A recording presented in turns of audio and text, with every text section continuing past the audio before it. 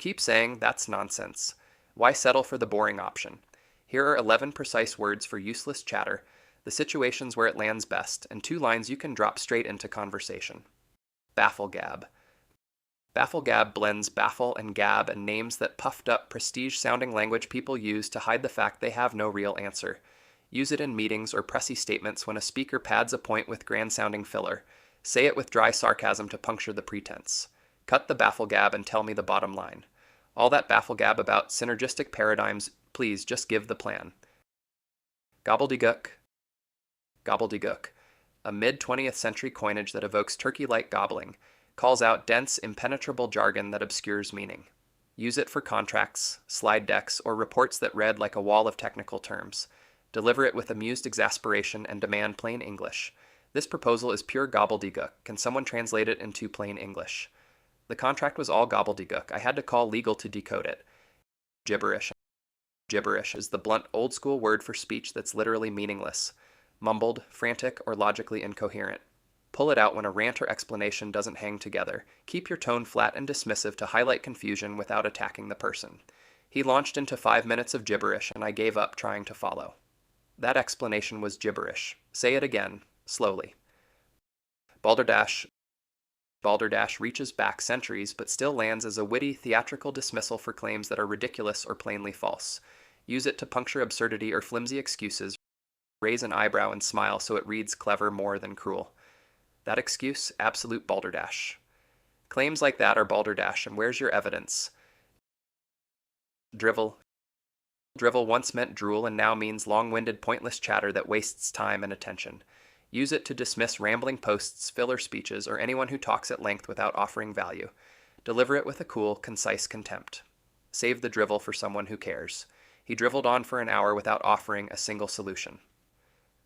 Claptrap. Claptrap originally described theatrical nonsense meant to win applause and today names showy, hollow rhetoric. Think slick marketing or pompous keynotes. Use claptrap when promises sound shiny but lack substance. Call it out skeptically and ask for proof. All that claptrap about revolutionary features, show me the data. The keynote was mostly claptrap and buzzwords. Folderol. Folderol is a charming, slightly old-fashioned word for petty fuss or meaningless ceremonials. Use it to tease overblown concern about tiny details or needless ornamentation.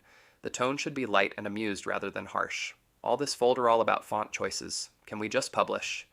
Don't get hung up on folderol. Focus on the story. Palaver.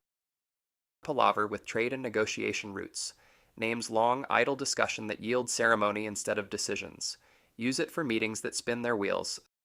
Say it in a weary, formal voice to signal time's being wasted and push for action.